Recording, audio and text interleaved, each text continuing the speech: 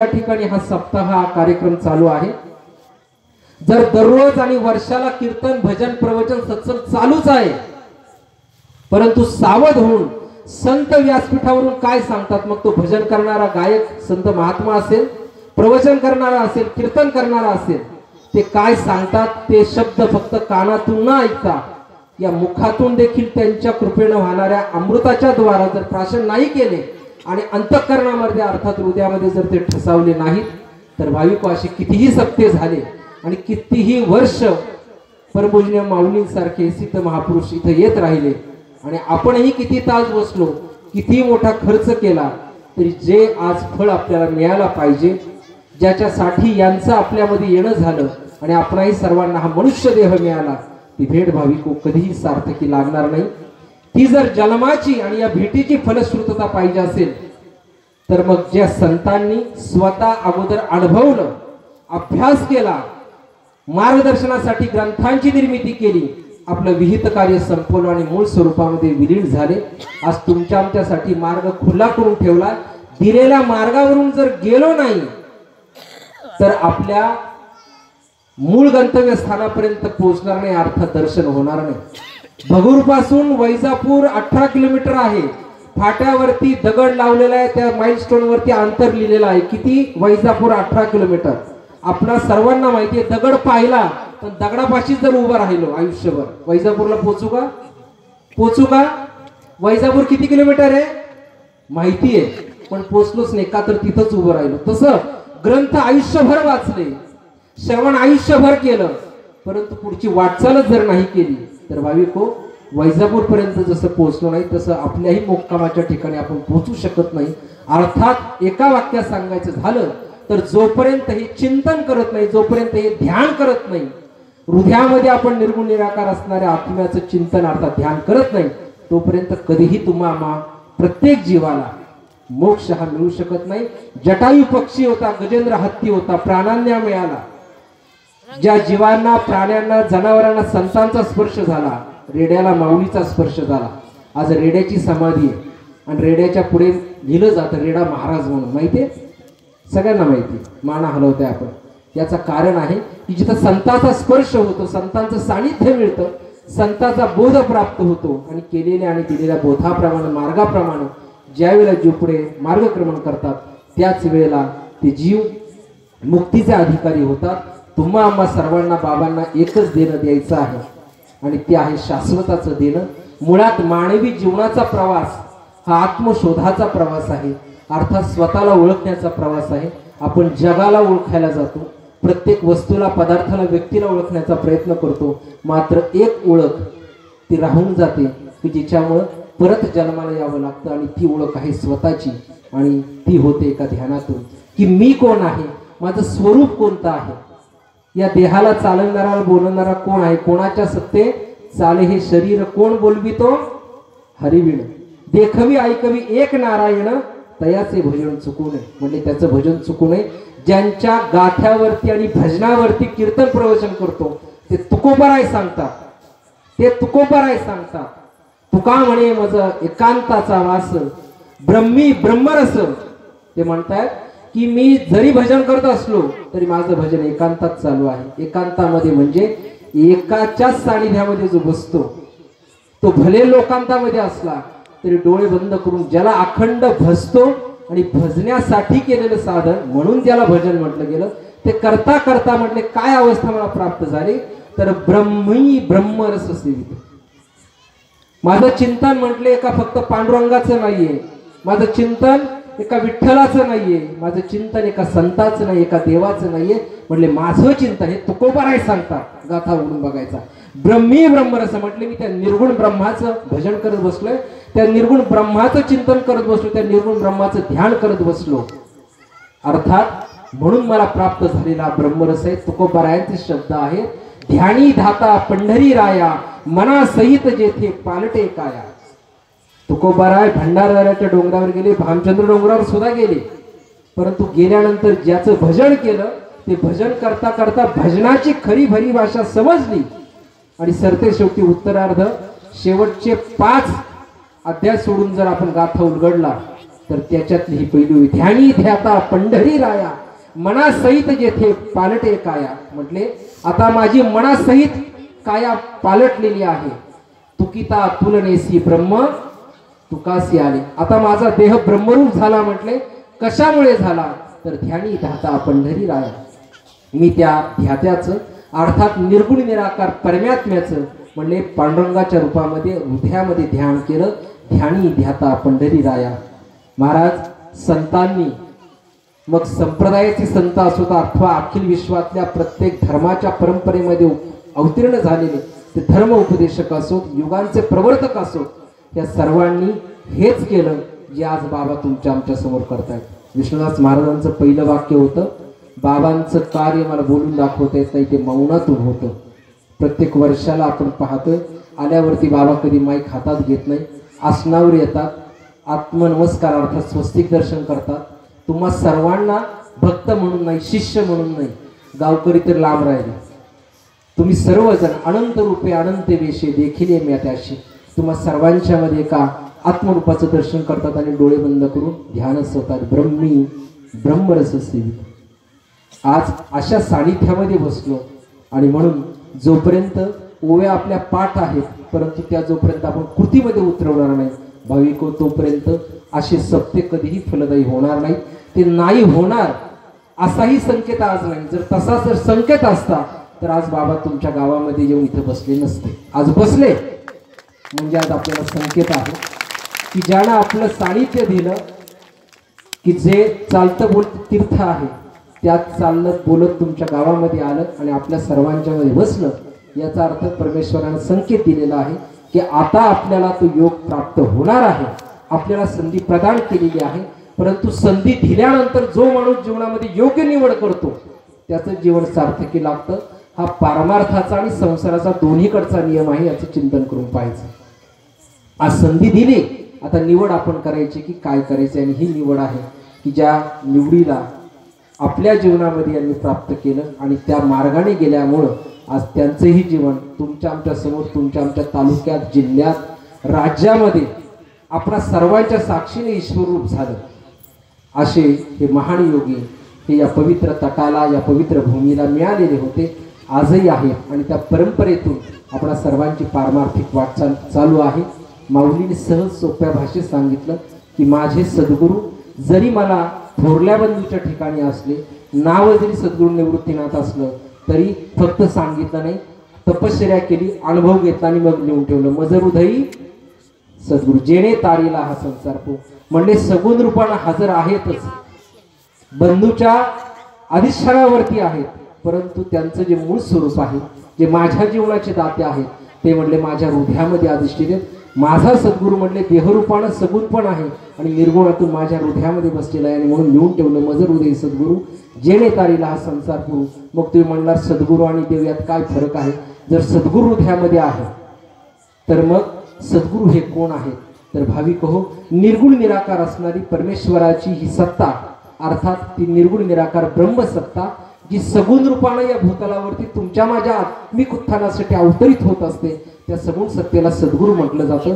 म्हणून पुढं जाऊन त्याच ठिकाणी सांगितलं ज्ञानदेवा प्रमाण आत्मा हा निधान सर्वान घटी पूर्ण नांदी. म्हणजे सगळ्यांच्या घटामध्ये तो जो एकच नांदतो तो म्हटले माझ्या जीवनाचं प्रमाण आहे आणि मला तपश्चर्येतून प्राप्त झालेल्या स्वानुभवाचं निधान आहे. ज्ञानदेवा प्रमाण आत्मा हा निधान सर्वांघटी पूर्ण एक नांदे. मग अगोदर जे माऊली म्हणतायत की मजर उदयी सद्गुरू आणि पुढे जाऊन माऊली सांगतायत की सर्वांघटी एक नांदे. कोण जे ज्ञानदेव माऊलीला मिळालेलं प्रमाण आणि तपश्चर्येचं जीवनाचं निधान सांगितलं आहे आत्मा. म्हणजे काय झाली इथं आपल्याला जर ही उकल खोलली गेली तर मग हरिपाठ पण कळला काकडा पण कळला ज्ञानेश्वरी पण कळाली आणि गाथा पण कळला आणि आपला माथा सरळ झाला.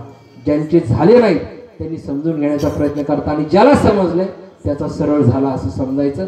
सरळ तेव्हा झाला जेव्हा त्याने स्वरूपाचं चिंतन केलं अर्थात आत्म्याचं चिंतन केलं. माऊलीने एका भाषेत सरळ सांगितलं की सद्गुरू हाच निर्गुण परमात्मा आहे आणि निर्गुण परमात्मा सद्गुरूंच्या रूपामध्ये या ठिकाणी अवतरित झालेला आहे. अशा देहरूप झालेल्या देहाबोधावरून आत्मबोधावरती गेलेल्या आणि देहरूपाकडून आत्मरूपाकडे प्रवास केलेला, स्वतःच्या तपश्चर्येतून प्राप्त झालेल्या स्वरूपाच्या सिद्धांताच्या बळावरती असणारं आत्मनिवेदनाचं प्रमाण आत्मसंदेशाच्या माध्यमातून, मग बाबांच्या हातामध्ये असणारं छोटं मेसेज कार्ड अर्थात संदेशाचं ते कार्ड असेल, अथवा ज्ञानेश्वरी सारखा हजारो ओव्यांचा ग्रंथ असेल, अथवा गाथा असेल, अथवा भगवद्गीता असेल, या सगळ्यांच्या मधून दिलेला जो सार आहे तो एका या अमृतवाणीमध्ये दडलेला आहे. बाबांनी सरपंचाला विचारलेला प्रश्न होता, त्या प्रश्नाचं उत्तर गुरुदेवांनी दिलेली अमृतवाणी आहे. सरपंच म्हणाले, हो बाबा, आम्हाला ऐकायचे आणि माझी नाही समस्त गावकऱ्यांची इच्छा आहे. मग तो उत्तर, तो जबाब मिळाल्यानंतर बाबांनी तत्काळ होकार दिला. तो होकार दिला म्हणून आज बाबा या ठिकाणी आले आणि अमृतवाणी सहित अमृत देण्याचा योग आपल्याला प्राप्त झाला. विनंती आहे आपण सर्वांना, उद्या काल्याचं कीर्तन होईल आणि सप्ताह संपेल, परंतु जर अपेक्षा असेल पुढच्या वर्षाला देखील बाबांनी या गावात यावं, तर व्यासपीठाच्या पाठीमागं काय, व्यासपीठाच्या पाठीमागं काय आहे, मंदिर आहे, अर्थात आत्मरूपाचं ध्यान मंदिर आहे. नियमानं जर या भूमीमध्ये अखंड हे आत्मचिंतन आणि ध्यान चालू ठेवाल तर निश्चित परमपूजनीय माऊलींचं परत पुढच्या वर्षाला या गावामध्ये येणं होईल, यात मात्र काही शंका नाही. मात्र हे ध्यान आणि चिंतन नित्य नियमानं चालू ठेवा. जे ध्यान स्वतः पांडुरंगानं केलं, पहिली ओवी सांगितली देवाचे द्वारी सांगायच्या अगोदर बंधूला मी विचारल्यावर त्याच्या मुखातून पहिलीच ओवी बाहेर पडली की सुंदर ते ध्यान उभे विटेवरी, सुंदर तो पांडुरंग उभे विटेवरी, सुंदर तो विठ्ठल उभा विटेवरी नाही म्हणले, सुंदर ते ध्यान उभे विटेवरी. पंढरपूरला किती जण जाऊन आलेले आहेत, किती जण जाऊन आले राहत खाली. मूर्तीचं किती जणांनी दर्शन घेतलं, मूर्तीचे डोळे उघडेत का बंद आहेत, डोळे उघडेत का बंद आहेत, बघितलंच नाही, बडव्यांनी वाकूनच दिलं नाही, बघूनच दिलं नाही, त्याच्यात मुंडी पकडून बाहेर काढली. मूर्तीचे पुढच्या वेळेला गेल्यावर पाहायचं, जर गेलात तर मूर्तीचे डोळे बंद आहेत, अर्थात ध्यानच ते. आणि म्हणून पहिलीच उभी आहे सुंदर ते ध्यान उभे विटेवरी. आज हे डोळे उघडेत का बंद आहेत, उघडेत का बंद आहेत. मग अनादी कालापासून तुम्ही दररोज आरती म्हणता युगे 28 विटेवरी उभा, आता युगे 28 विटेवरी उभा हे लिहून सुद्धा आता अनेक युग झाली. आजच्या मी तिला युग मोजायला गेली तर किती झाली सांगता येणार नाहीत. मग एवढी युग झाली ते ध्यान करतायत, आपण वर्षाला चालत जातोय आणि आपण काय करतोय. मग ज्यांचे चरण पकडताय त्यांचे जोपर्यंत आचरण पकडणार नाही तोपर्यंत कधीही ईश्वर लाभ होणार नाही, अमृताचं पान मिळणार नाही, अर्थात आपल्याला आत्म्याची ओळख होणार नाही. आणि संत सांगतात, आजही सांगतायत आणि उद्याही सांगत जातील, संत जरी भाविको बोलत असले, शब्द हे संतांचे आहेत. शहापूरला आमचा सत्संग त्याच विषयावर झाला. मला सांगा, कार्यक्रम झाला, तुम्ही आता या ठिकाणी प्रसाद घेणार आणि आपापसामध्ये दोन मित्रांनी आज चर्चा करायची किंवा बोलायचं काहीतरी. उद्या काल्याचं कीर्तन झालं, परत जेवायचं आणि आज बोललेला विषयच परत उद्या बोलायचं. ऐकताल का तुम्ही एकमेकांचं? नाही ऐकणार. 24 तासाच्या आतमध्ये आजचा विषय परत उद्या माणूस ऐकत नाही मित्राला किंवा जोडीदाराला, काय दररोज तेच सांगतो. आज 750 वर्ष झाली, गीतेला हजारो वर्ष झाली. बाबा अवताराला येऊन बाकीचा हिशोब सोडा, कोपरगावच्या तटावरती येऊन आज बाबांना 36 वर्ष झाली आणि पहिल्या दिवशीपासून आजही तेच संदेशाचं कारण बाबा हातात देतात. दररोज जरी कारण मिळालं आणि दररोज जरी दर्शन झालं आणि दररोज जरी अमृतवाणी ऐकली तरी कंटाळा येतो का? नाही. शब्द तेच आहेत परंतु संतांच्या मुखातले आहेत. संतांकरवी उपकृत करण्यासाठी, आत्मकल्याणार्थ माध्यम म्हणून मार्ग दाखवण्यासाठी दिलेले आहे. मार्ग दाखवला कारण म्हटले पुढे दर्शन तुला होणार, या मार्गाने जा, तेव्हा शब्द पूर्ण होतो मार्गदर्शन. आज तुम्हाला मार्ग मिळाला, जर दर्शन प्राप्त करायचं असेल आणि परत हीच सानिध्यामध्ये बसण्याची पर्वणी जर प्राप्त करायची असेल तर मग गरज आहे ध्यान करण्याची, अर्थात आत्मचिंतन करण्याची, निर्गुण निराकार ह्या आत्मरूपाला हृदयामध्ये पाहण्याची. आज आपण नारायणगिरी बाबांचे फोटो लावतो पाहतो, रामगिरी बाबांचे फोटो लावतो पाहतो. जिल्ह्याला ज्यांची परंपरा मिळाली ते सद्गुरू गंगागिरी बाबांचे फोटो लावतो पाहतो. त्यांनी देखील ज्या परंपरेला अनुसरून आणि ज्या मार्गावरून तुम्हा आम्हा सर्वांना प्रवृत्त केला आणि वृत्ती निवृत्त करण्याचा आटोकाट प्रयत्न केला आणि चमत्कार दाखवत का होईना परंतु आजपर्यंत आपल्या सर्वांना इथपर्यंत घेऊन आले. ते ज्याचं चिंतन भजन ध्यान करत होते तो पांडुरंग परमात्मा सुद्धा विटेवरती उभं राहून काय करतोय? ध्यानच करतोय. मग आपण काय केलं पाहिजे? ज्यांचे चरण पकडले जातात ते आचरण पकडलं पाहिजे। आज ज्यांच्या चरणी आपण सर्वजण तमाम संत परिवार असेल, भक्त परिवार बसलेलो आहोत, त्या सगुण मूर्तीचं अखंड चालू आहे ते ध्यान। त्या ध्यानातून प्राप्त होणारं आणि उत्स्फूर्तपणे बाहेर पडणारं चैतन्य आहे, ज्या चैतन्याची अनुभूती सुप्त असणाऱ्या जीवाला सुद्धा गुप्तपणे मिळते। म्हणून जरी वारंवार दर्शन झालं तरी परत व्हावं असं वाटतं। दररोज देणारा आणि असणारा संदेश जरी एक असला तरी तो हजारो लाखोने युगानुयुग जरी आपण ऐकत बसलो आणि परत परत जरी ऐकला तरी कंटाळा येत नाही। त्या ठिकाणी आपल्या गावरान भाषेत सांगितलं तर बोर होत नाही, कारण ते शब्द आणि तो संदेश दुसरा तिसरा कशाचा नसून आपल्या देहाचाही नसून आपल्या आत बसलेल्या आत्म्याचा आहे, ज्याच्या आधारावरती मी बोलतोय, तुम्हा सर्वांना ऐकू येतोय, अर्थात आपल्या मूळ स्वरूपाचा आहे। आणि म्हणून संतांची जी वचन आहे त्याला प्रवचन म्हटलं गेलं, त्याला दुर्वचन असं म्हणत नाही। ते प्रवचन याच्यासाठी आहे की ते त्या ठिकाणी आत्म्याचं आहे, अर्थात आपल्या मूळ स्वरूपाचं आहे। बाबांच्या सानिध्यामध्ये बसलो की आपल्याला आनंद होतो, बघावंसं वाटतं, ऐकावंसं वाटतं, परत परत दर्शन घ्यावंसं वाटतं। काय आहे, देह तुमच्या माझ्यासारखाच आहे, 2 हात 2 पाय 10 तोंड नाहीत, आपल्यासारखे एकच तोंड आहे, एकच मुखकमल आहे। पण मग फरक कुठला आहे? तर इथं फरक एकच आहे की तो देह अखंड ध्यानामध्ये अर्थात चिंतनामध्ये रममान झालेला आहे। म्हणून मनासहित तेथे पालटे काया, ही काया आता ब्रह्मरूप झालेली आहे आणि अशा ब्रह्मरूप कायेच्या सानिध्यामध्ये बसल्यामुळे त्यांच्या चालू असणाऱ्या विधीतून, अभ्यासातून, ध्यानातून प्रगट होणारा अमृत, त्यांच्याकरवी होणाऱ्या या आपल्या सर्वांच्या हृदयामध्ये असलेल्या आत्म्याच्या पूजेमुळे आपल्याला आतून आनंद मिळतो। तो आनंद आपल्याला जर अखंड टिकवायचा असेल तर भाविक हो, दररोज नित्यनेमाने ध्यान करा, अर्थात हृदयामध्ये आत्म्याचं चिंतन करा। विष्णुदास महाराजांचा हाच प्रयत्न आहे की जे मला मिळालं आणि मी ह्या गावामध्ये येऊन राहिलो, गावकऱ्यांनी मला अखंड सहकार्य केलं। प्रत्येक वर्षाच्या सप्त्यालाने महाराज प्रत्येक दिवसाला ग्रामस्थांचं यथासांग सहकार्य आहे। सहकार्यापेक्षा मला गावकऱ्यांचं असे मिळणारं प्रेम आहे आणि त्या प्रेमापोटी मी दुसरं काही देऊ शकत नाही।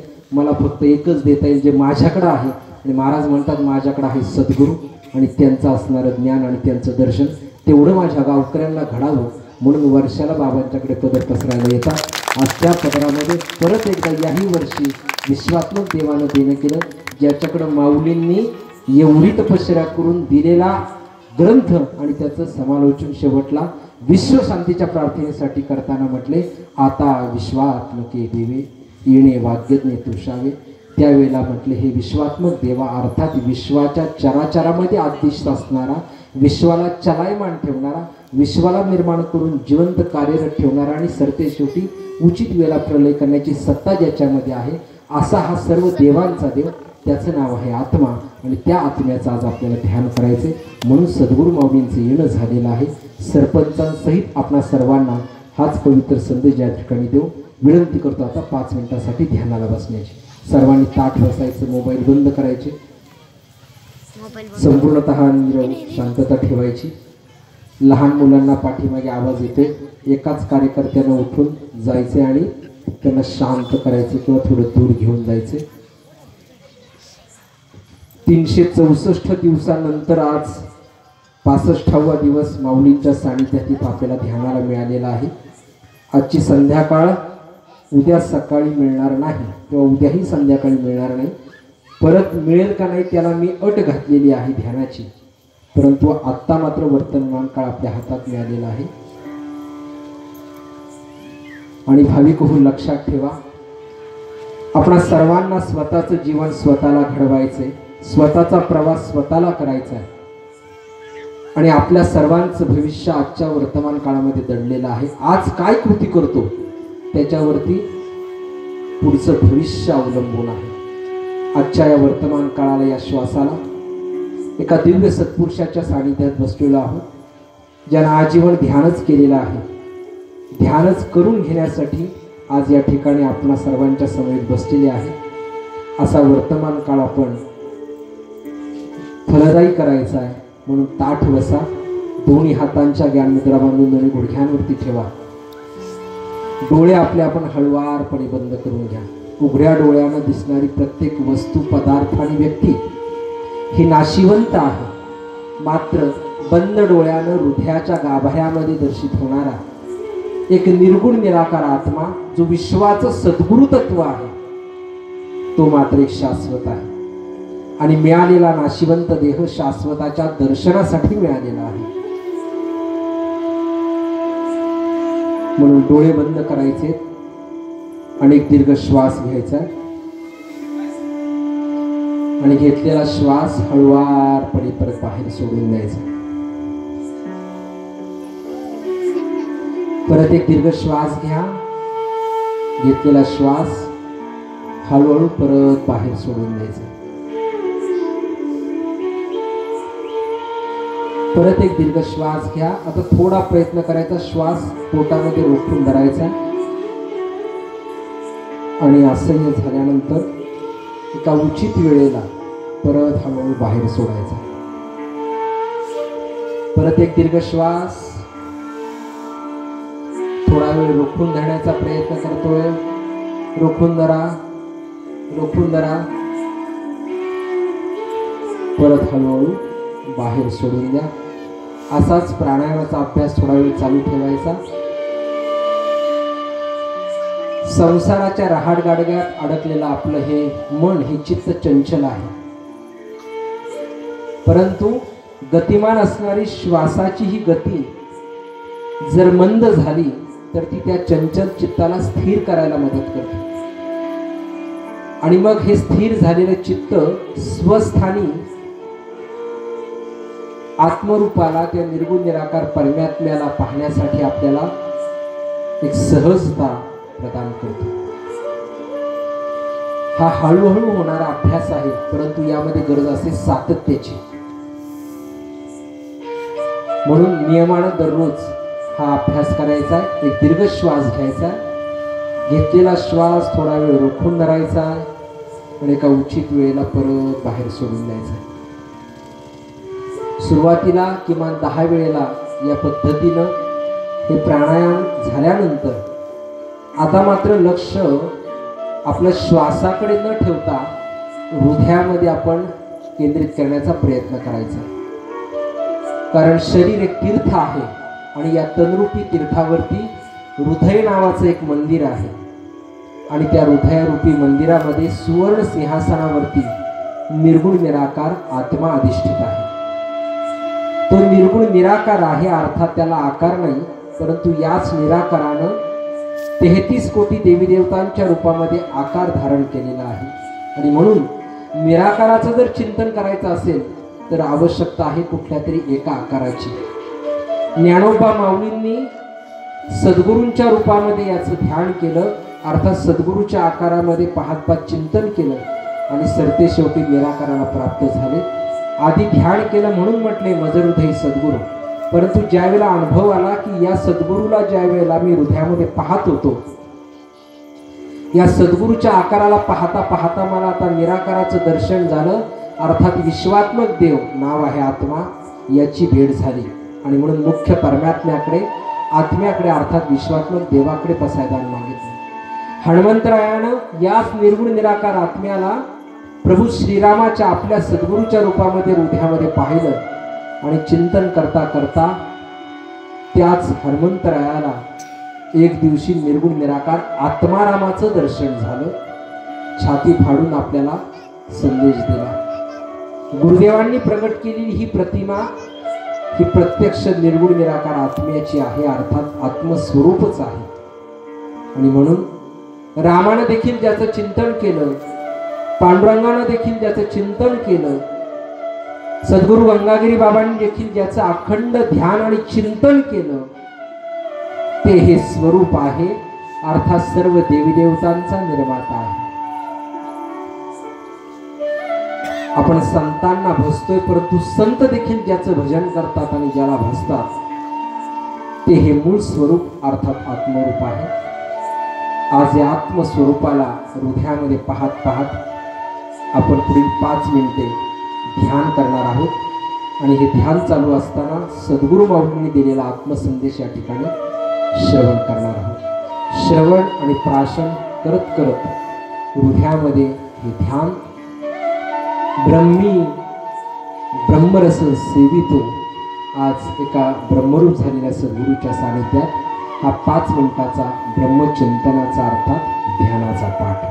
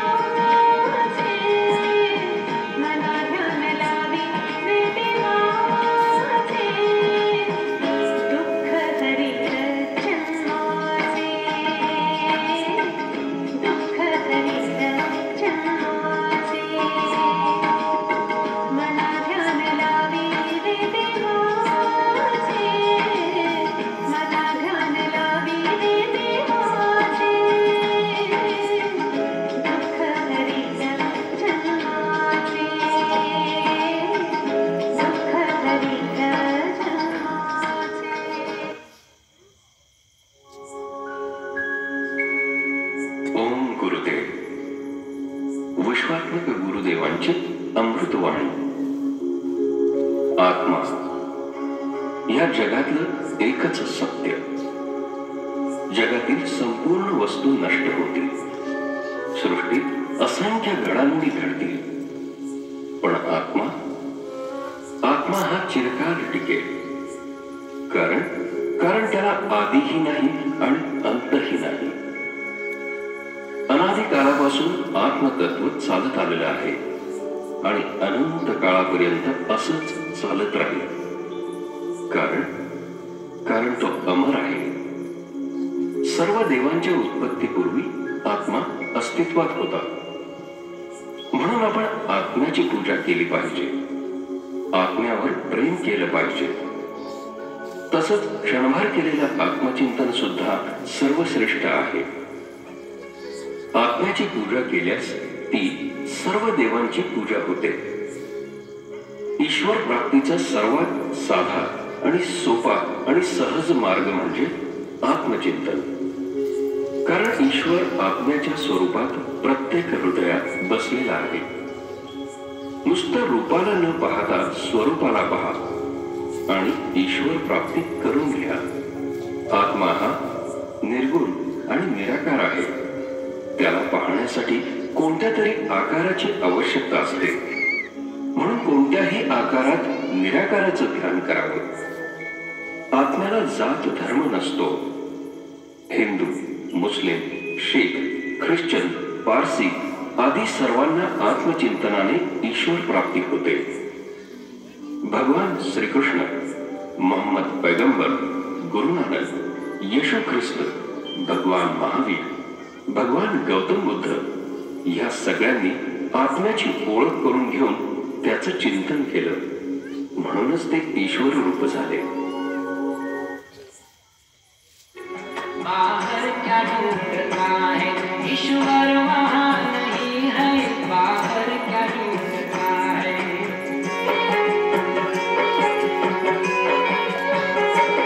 बाहर क्या ढूंढता है ईश्वर वहाँ नहीं है. कर ले तू खोज दिल में ईश्वर का घर वही है. बाहर क्या ढूंढता है. आत्मामध्ये आपले दोन्ही तळहात एकमेकांवरती हळूवारपणे दर्शित करू मुखकमलावरून फिरवते. याच पद्धतीनं दररोज थोडा वेळ ध्यानाला बसण्याचा संकल्प करा. योगायोगानं महाराज इथं आहेत, तुम्ही सर्व सहकार्य करते. आश्रम आहे, सुंदरसं मंदिर आहे, मंदिरात हॉल आहे. दिवसभर काबाड कष्ट करता, प्रातःकाळी किंवा संध्याकाळी येण्याचा नियम करा. खडी साखर लांब, फुलाची पाकळी सुद्धा अर्पण करू नका. परंतु बसून थोडा वेळ 10 मिनिटाचा का होईना, 15 मिनिटाचा का होईना ध्यान करत जा. प्रत्येक विधी हा करायलाच पाहिजे. तुम्ही म्हणता मग ध्यान करायचं बाकी करायचं नाही, निश्चित करायचं, पठणही करायचं. नवविधा भक्तीचा संस्कार संतांनीच आपल्यावरती केलेला आहे. भजन, पूजन, कीर्तन, अर्चन सगळं करायचं. परंतु हे करत असताना आणि करून झाल्यानंतर मात्र ध्यान हे करायचं. जोपर्यंत ध्यानाच्या माध्यमातून तुम्ही आत्मपूजन करत नाही, आत्मचिंतन करत नाही, तोपर्यंत ही सर्व केलेली पूजा निरर्थक आहे. स्वतः भगवान श्रीकृष्ण अर्जुनाला सांगतात, आत्मज्ञानाविना पार्था सर्व कर्म निरर्थकम. जोपर्यंत अर्जुना तुला हे आत्म्याचं ज्ञान होणार नाही तोपर्यंत म्हणले तुझी सर्व कर्म निरर्थक आहेत. म्हटले मग ज्ञान कसं होईल, तर श्रद्धावान लभते ज्ञान. जर ज्ञान प्राप्त करायचं असेल तर एका परमेश्वरावरती अर्थात परमात्म्यावरती, आत्म्यावरती श्रद्धा ठेवली पाहिजे. आज तुमची श्रद्धा आहेच जसं मी सांगितलं, म्हणून बाबा आले. एक संत, काल किती कीर्तनाला संत होते, किती कीर्तनकार होते, एकच होते. आज व्यासपीठावरती जागा पुरत नाही, एवढे संत बाबांच्या बरोबर आहेत. महाराज म्हणून म्हटले की धन्य आदि दिन संत दर्शनाचा. एवढा संतांचा ताफा आज आपल्याकडे आला, ही संकेत आहे. हा दर्शनाचा योग मिळाला, याच्यामध्ये प्रमाण आहे की तुमची श्रद्धा आहेच. श्रद्धावान लभते ज्ञान. फक्त आता त्या श्रद्धेला चिंतनाकडे अर्थात ध्यानाकडे परावर्तित करून आतमध्ये आत्म्याला पाहण्याचा आपण सर्वांनी प्रयत्न करायचा. मग लभते ज्ञान, प्राप्त ते ज्ञानम नाही म्हणले, प्राप्त होणार आहे ते बाहेरून मिळतं. लभते आहे अर्थात इथं आतमध्ये प्रगट होणार आहे. काल सुंदरसं कीर्तन सायंकाळी झालं. उद्याही सकाळी परमपूजनीय रामगिरी बाबांच्या वाणीतून वर्षाच्या नियमाप्रमाणे काल्याच्या कीर्तनानं सत्याची सांगता आहे. सुंदर फार मोठी परंपरा आहे. परवाच्या दिवशी कीर्तन आहे. आणि नियमाप्रमाणे हा तुमचा सोहळा या ठिकाणी अतिशय भव्य दिव्य स्वरूपामध्ये आपण करत आलात, आजही करताय. याच पद्धतीनं पुढेही चालू ठेवा. कालच्या कीर्तनातली ओवी होती, आता तरी पुढे हाची उपदेश. आज माऊलींचा संदेश या उपदेशाच्या माध्यमातून त्याच्यानंतर अर्थात आत्मसंदेशाच्या स्वरूपामध्ये मिळाला. उद्या जयंती आहे आणि परवाला काल्याचं कीर्तन ठेवलेलं आहे, अर्थात परवा समापन होणार आहे. आपल्या सर्वांना हा सोहळा अतिशय चांगल्या पद्धतीनं आपण आयोजित केला, जवळजवळ पारही पडला असं म्हणूयात. कारण आज या ठिकाणी चिंतन अर्थात ध्यान झालं. फक्त आता उद्याचं साजरे आणि परव्याचं काल्याचं कीर्तन आहे. तुम्हा सर्व ग्रामस्थांचं, संत विष्णुदास महाराज असतील, गावातली सर्व मान्यवर मंडळी असतील, प्रतिष्ठित मंडळी असतील, सर्व दानशूर दाते पहिल्या भक्तापासून शेवटपर्यंत इथं मंडपात हजर नसला, गावात घरात बसून ऐकत असला, त्या प्रत्येक भक्ताचं, योगदात्याचं, दानशूर दात्यांचं जोरदार टाळ्यांच्या गैरात